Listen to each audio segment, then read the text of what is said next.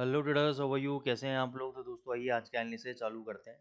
तो सबसे पहले तो डॉलर इंडेक्स के बारे में बात करेंगे, लेकिन उससे पहले मैं आप लोगों से रिक्वेस्ट करूंगा, बार बार रिक्वेस्ट करता हूं कि आप चैनल को ज़रूर लाइक करें और कमेंट भी ज़रूर करा करें। केवल शिंदे जी, अमूल सर, दो तीन लोग ही कमेंट करते हैं। आप लोग भी कमेंट करें कि भाई जो भी अपनी एनालिसिस है, अच्छी लगी बुरी लगी, या आपकी अपनी एनालिसिस है, उसको भी कमेंट करें।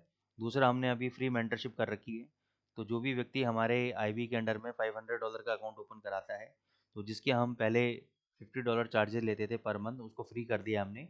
बस you have to open a new fresh trading account with us $500 से, और उसके बाद आपको डेली मेंटरशिप के अंदर और हमारे वीआईपी चैनल के अंदर इंक्लूड कर लिया जाएगा।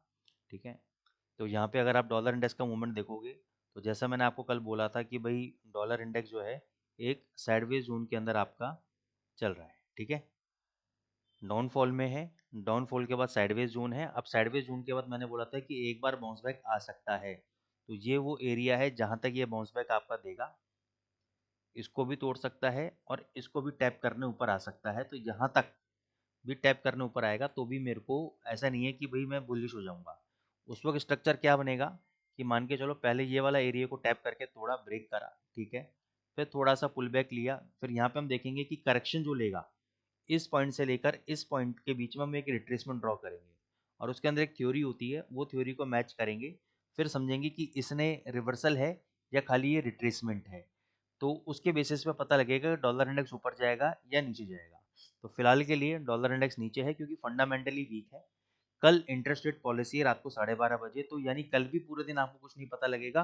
परसों आपको ट्रेंड समझ में आएगा कि किस डायरेक्शन में ये जाने वाला है, और उसके अकॉर्डिंगली आपका ये मार्केट जो है बिहेव करेगा। तो ओवरऑल वीक है। लेकिन अगर जैसे मान के चलो, अब कल क्या हो रहा था, कल जब इसने यहाँ पे बॉटम लगा के ऊपर जाने लगा, तो मैं आपको बताता हूँ जिन्होंने यूरो यूएसडी बाय किया होगा उनकी क्या स्थिति थी।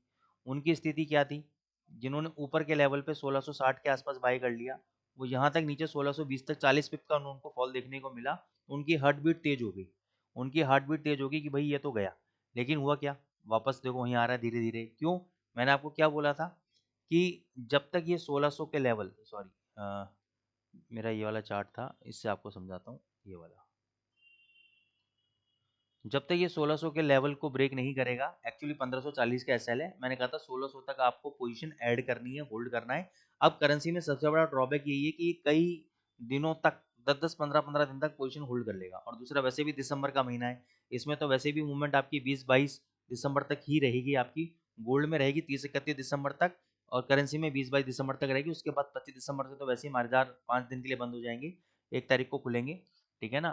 तो डल मूवमेंट रहेगी। तो इस महीने में कोई बहुत बड़ी मूवमेंट एक्सपेक्ट मत करना। इस वीक में आप मूवमेंट मिल जाएगी क्योंकि आपकी मॉनेटरी पॉलिसी डेटा है, तो 3-4 दिन मूवमेंट आपको देखने को मिलेगी, यानी 17-18 तारीख तक आपको मूवमेंट देखने को मिलेगी।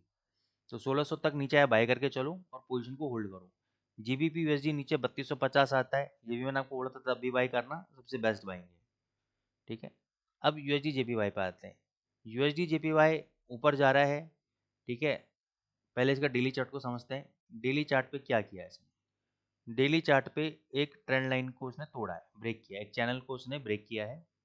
अब ये सस्टेन करेगा नहीं करेगा मेरे को नहीं पता, लेकिन मेरे को ये पता है कि ये जो हैमर कैंडल है इसके टिप पे, इसका टिप यानी टॉप 155.49 यानी 155.50 यहाँ पे, और इस कैंडल के लो पे, इसके बीच में, इसका लो कितना है 154.90, इसके बीच में 155.50 और 154.90 के बीच में आप बाई कर लेना।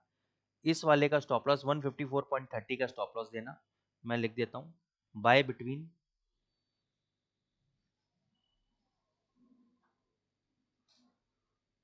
155.50 टू 154.90। ठीक है ना? 154.90 के बीच में बाई करना है आपको। स्टॉप लॉस लगाना है 154.30 का।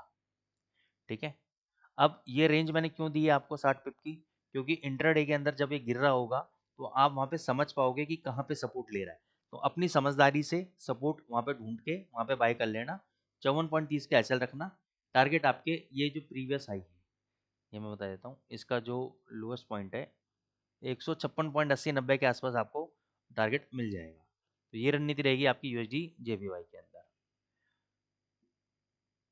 गोल्ड में आ जाते हैं। गोल्ड में कल बोला था यहाँ पे बाय करने के लिए 4220-25 तक के लिए 4219 का हाई लगाया, तो ऑलमोस्ट 1 पॉइंट से हमारा टारगेट रह गया। लेकिन जिन लोगों ने प्रॉफिट बुक कर लिया, मैं तो 5-7 पॉइंट का प्रॉफिट लेके निकल गया था, लेकिन अभी भी मेरी बाइंग चल रही है इसके अंदर। नीचे 4175 आया, इसका लो 4174 था, ये वाला लो ब्रेक नहीं किया, 1 पॉइंट से रह गया है।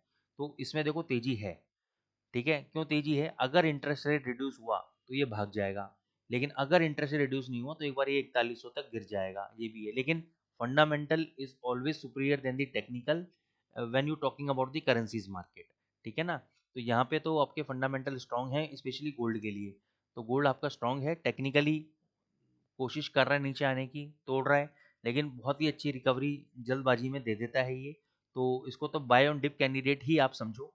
लेकिन शॉर्ट टर्म ट्रेडिंग के लिए मैं आपको रिकमेंड करूंगा कि अगर इसके हाई के ऊपर 4198, ये जो हैमर कैंडल बना है, इसके हाई के ऊपर अगर 5 मिनट का कैंडल बंद हो गया, अगर 5 मिनट का कैंडल इसके ऊपर बंद हो गया और उसका हाई ब्रेक हो गया, तो बाय कर लेना। एक बार 4210-15 तक जा सकता है, ठीक है। और अगर 4174 का लो तोड़े तो शॉर्ट पोजीशन आप बना सकते हो, नीचे 4145 और 4100 तक ये आ सकता है।